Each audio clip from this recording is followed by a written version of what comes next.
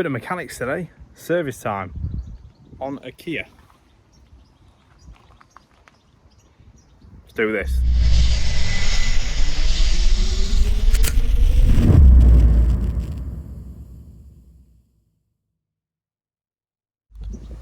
So, apologies for the wind today. I've actually got my mic on just to try and drown out some of that and make it easier for you to hear me. So, I've got my tools, I've got my parts. We're going for an air filter today. Oil filter, as you can see, all still in the wrapping, so we don't get no issues. Brand new sump plug and seal, and 4 nice spark plugs on the car. I've got my tools, bags of tools. I've got my old washing up bowl that I'm going to drain my oil into. Here's the engine. There's only a little engine.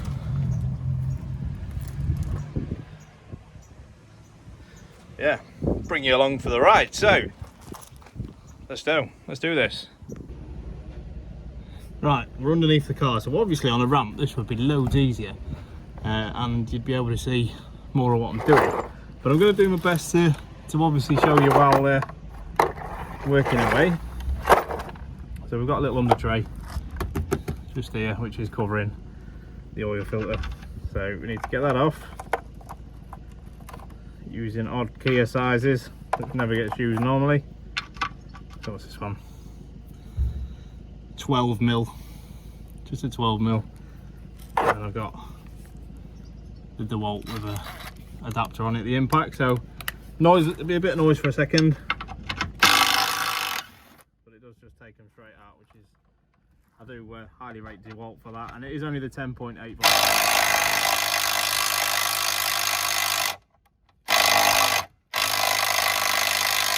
I'll say that, and it's not going to get that one out. Get that one out, that's good. 2 out of 3 is not bad.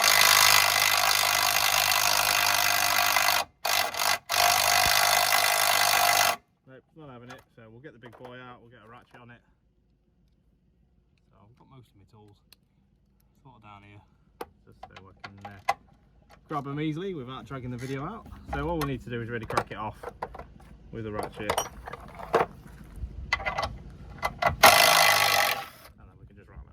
The tray is going to come down, the majority of it. It looks like it's been broken at some point. So a couple more screws and the back.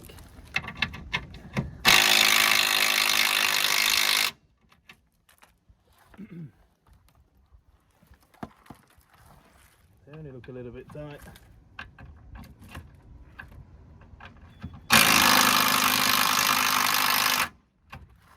I say a little bit tight, they're quite tight.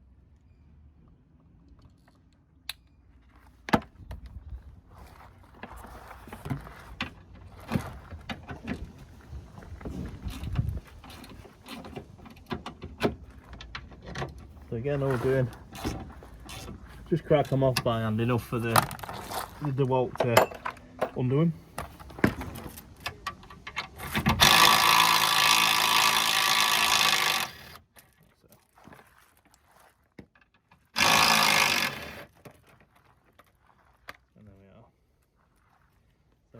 Apologies if my head was in the way there, but the tray is now down. We're going to put that to one side,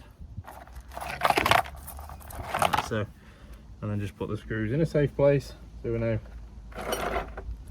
where they are when we put that tray back on. So we can move everything out of the way for now. Obviously there's a sump plug underneath here, which is just down the back here, which I believe is a 15mm.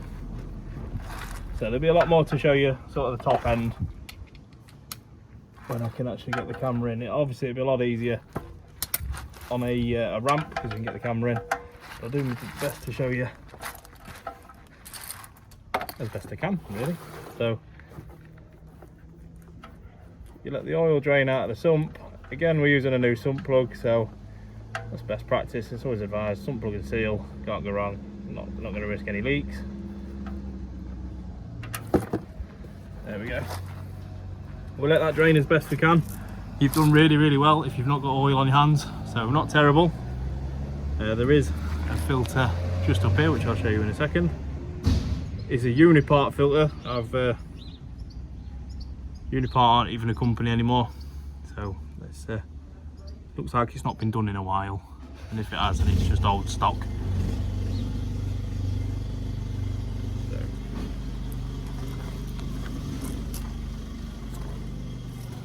I've got two different tools I can use to get the oil filter off. So I'll just pop in front of the camera now. So first of all is an oil filter strap, and that's good for getting in tight spaces. It tightens down onto the filter and allows you to remove it. And then if you've got a bit more space, good old chunky set of water pump pliers. They do a really good job just to get on it. All you need to do is really crack it off, and then you can just wind it off by hand. So I'll show you these now. So it wasn't very tight at all, so I could have probably done that by hand, but just to show you another tool really that you can use. And what you can do is turn your bowl lengthways if you've got one of them, so it can carry on draining out of the sump as well as draining out of the filter like that. The idea is to get absolutely everything out of it. You don't want any old oil left over, as it's just gonna, yeah, you don't really need it. So you keep winding it out until it drops, like so. So that's the filter there.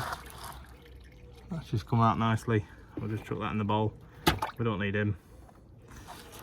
And we're still doing really well to not get any oil on my hands. So we'll just let that simmer for a minute. So I'll bring you back in a second when we're putting the new parts on. I'll catch you in a minute. So here we are. It's done a good drain. We've got the new sump plug and washer ready to go, and we've also got the new filter. What I did want to show you is the new filter is it's another good practice. Is to get a bit of the engine oil from your filter, like so, and then just put a bit on the new seal. Now that's not only going to help it seal, it's also going to help the next time that you have to take the filter off, it's not going to be embedded into the actual engine and an absolute nightmare to get off. So just a little thin layer of oil like that on the filter.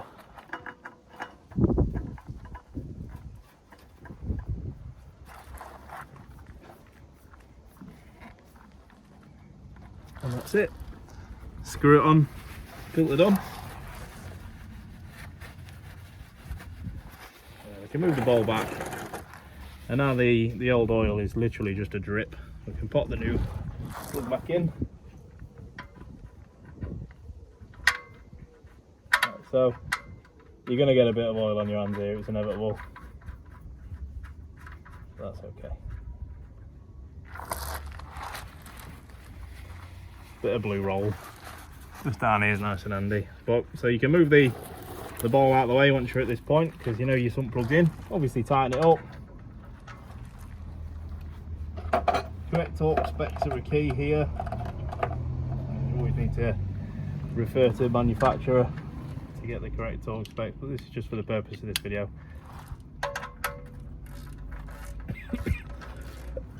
Excuse me.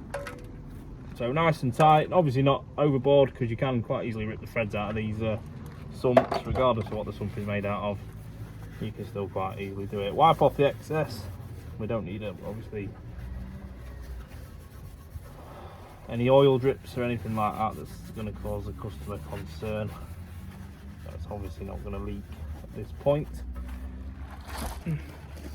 So that, guys, is the oil drained and the new filter fitted. So what I can do now is I can pop this under tray on, or the little bit of under tray that it is, and then we can get to doing the top bit, the spark plugs and the air filter, which we'll see. So once I've put this under tray on, I'll bring you back and we'll go from there. So catch you in a minute. Right, we're back. Hopefully you can see a little bit better of what I'm doing. Right, so I've got spark plugs to do, and I've also got an air filter to do. We'll do the spark plugs first. Now, usually when you drain oil, you take this cap out, it prevents a little bit of vacuum creating, it gets absolutely all the oil out. But what I do is, while I'm doing the spark plugs, is if I just pull that in loosely, so it's just there, just in case anything from here that we're doing decides it wants to drop into there, it's best to be safe than sorry. So what we're going to do is going to take this cover off, and then we'll see exactly what we're doing with the spark plugs.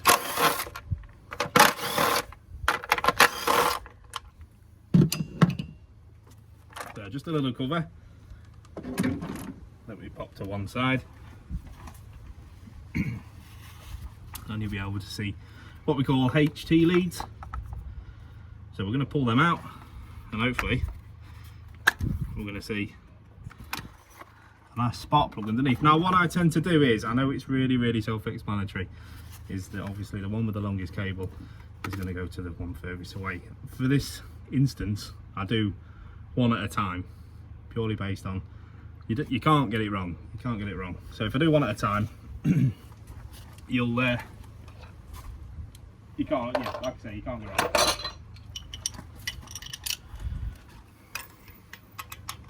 So it's a case of just a socket, a long extension, because they are quite deep in there, and just to undo. And they are quite loose actually, which is almost concerning. So we undo it. Now there's two ways you can get the plug out of the cylinder. You can use a magnet, if they stick to the magnet, telescopic magnet, or you can use a set of long nose pliers, a long set of long nose pliers, whichever's easier for you. Obviously the magnet is the best. It pulls it out just like that, and there we go, one old plug. And if I compare it to the new one, so they're both NGK, which is fantastic news. Obviously you want to try and keep to the same standards as you can. As you can see, the one on the right is a nice shiny new plug with a nice gap on the electrode just there, and then you see on the older one there's a little bit bigger of a gap there, which is exactly what they're designed to do. They wear down. So they're already gapped from factory. Now it'll be another video that I do that shows you gapping them.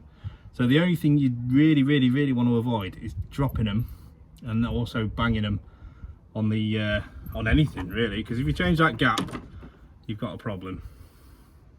It's not going to run right. So what I tend to do is just grab the end with a long set of pliers. See, everything comes in handy here, and just drop it down gently. Place it down to where it needs to be. There's no banging, no rattling, anything like that. You pop the socket on it and then just screw it in by hand. Make sure it starts by hand. Don't be rattling guns on it or anything like that, because it's where it can all go wrong. And then just tighten it down nicely by hand. Now there is a torque setting for these, which I currently don't have. So I've done it tight, and obviously it's got a crush washer on it, so we make sure that that's nice and seated as well. Pop the HT lead back on, secure it back in its clips, and repeat the procedure. Now this bit of wiring does get in the way of cylinder 3 and 4, so we're just going to move that.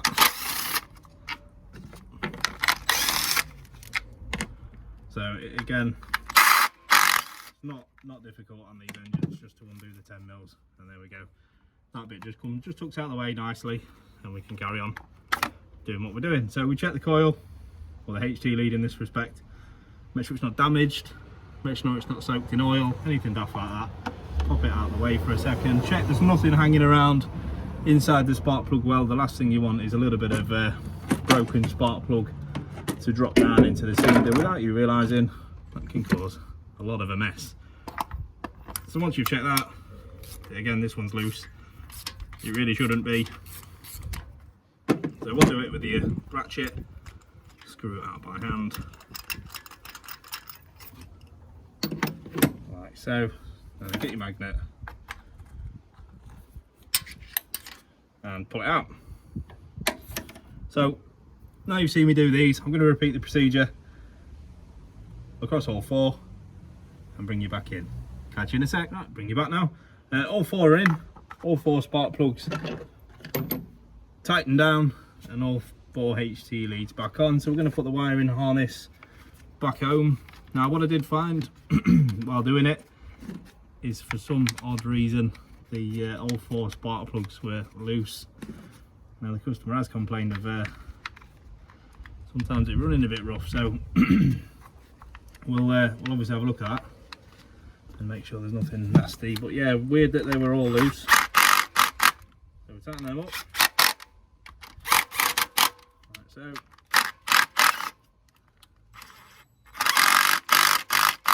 Make sure nothing's loose. We'll run to one. There we go. All nice and tight. Apologies for the coughing. I had a bag of Watsits before starting to film and they've caught me out.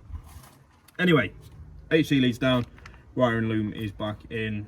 The reason I didn't do all four at the same time is if you get these HT leads in the wrong order, you're going to get misfires, or it's not going to run. It's either way, the cylinders won't be firing at the right time in the right order, so that's where it all goes wrong. So it's always best to look after yourself in that respect and just play it safe. So as you're well aware, if you're a regular subscriber to the channel, I'm a Volkswagen technician, so all this is a little bit different to me, shall we say.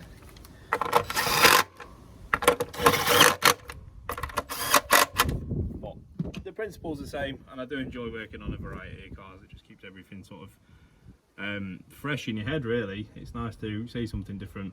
So there we go. Right, spark plugs are in. We're going to do the air filter now. The air filter is dead easy.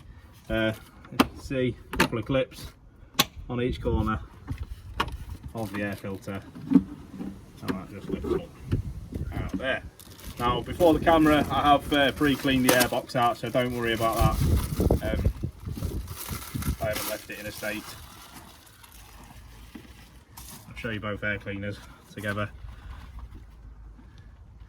You see, obviously, the new one and the old one. There's a bit of a difference. It's not the worst, the old one, not at all, but it's always nice to have a nice fresh one in to keep everything running perfect. So we can pop that in. Tap in the knowledge the airbox is now nice and clean. 4 clips back on. Like so. And that's it. That's how easy it is to change an air filter. So I'm going to get the oil quantity spec now up. Fill the oil up, start it up, and see how she goes. So bring you back in a second and we'll fill the oil up and we'll start the engine. Right, we're back. So I've got the oil quantity of 3.3. So let's put 3.3 litres of oil in. I've got 4 litres in my jug, so that's all okay. So again, apologies for the wind, guys. That's why I've got the mic on today, just to sort of reduce what you're hearing wind-wise.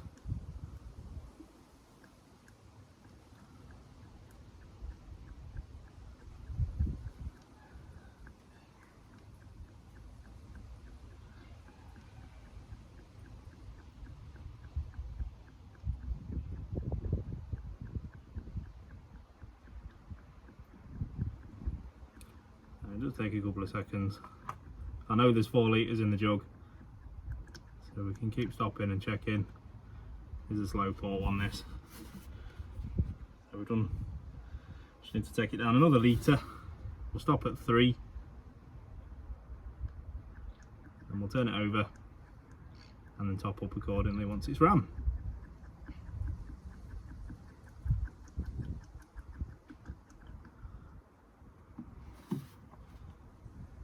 A little bit more.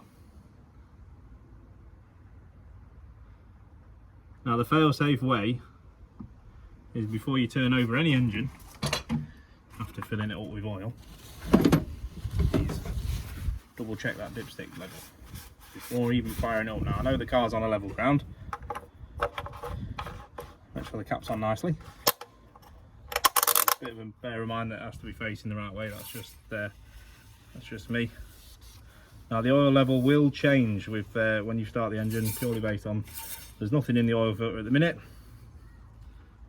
So that's just below full, but like I say, that will change when we fire it over. So we know the plugs are done nice and tight and the leads are on. The oil filter and sump plug's nice and tight, and we've got a good level of oil inside the engine bay. So what I'm going to do is I'm going to remove my tools off the top. We'll just leave the blue roll. And I'll start it up while you're on camera so you can see and hear what you're supposed to expect. Now if it's a chain driven engine, you can hear a little bit of rattling. As long as it quietens up pretty quick, then you know you've got good oil pressure as well. Just make sure, the only reason I do this is purely based on you don't want anything to drop into the engine bay while you're striking her up. Now hopefully the camera behaves itself as well, but here we go.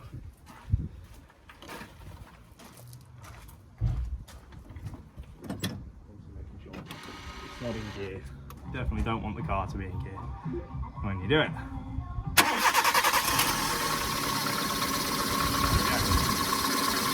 Give it a couple of seconds to circulate that oil that we've just put in there. Obviously making sure you've got no random misfires, the engine's running smooth or not. Don't rev it or anything, you want the oil to be all nice and round the system before you do any of that revving. It's a good idea just to get the engine nice and warm.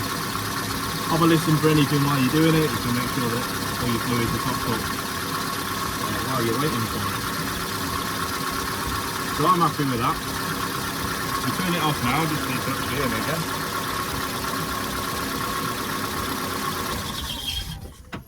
And I think you had a bit of Madonna there on the radio as well. Happy days. So give it a second to oil to sort of go back down to the sump again. You shouldn't be measuring it straight away. It's going to give you a little bit of a false reading. Yeah, we'll give that a second. Purely for the camera, I'll do it just so you can see what's going on. So tip the oil. Never take the first reading, always wipe it off, make sure it's nice and clean. And we'll have a look. So as you can see there, just as it stands, we're just above minimum.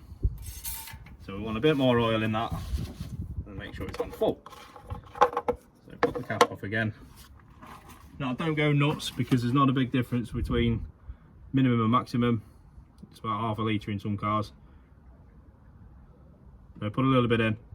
Give it a second to run down and get a true reading of what you're actually looking at.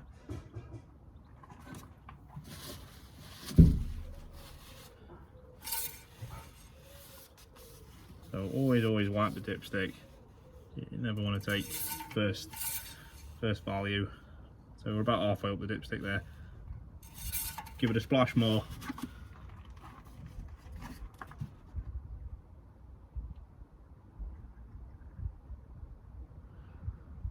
That's it. And that should be about perfect. Again, it's going to drop down a little bit. Like so. But I'd be happy with that. And I may get people down in the comments say I've not left it long enough. I know, it's the purpose of this video. I don't want to bore you with me standing here, literally standing here waiting for the oil level to drop. So all the finishing touches will be done off camera. Like topping up fluids and all, you guys have seen fluids topped up before. But we're happy with the oil level.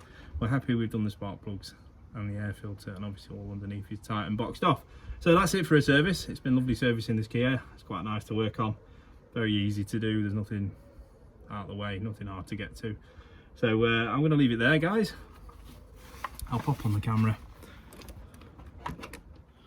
so you can see who's actually presenting. Hello.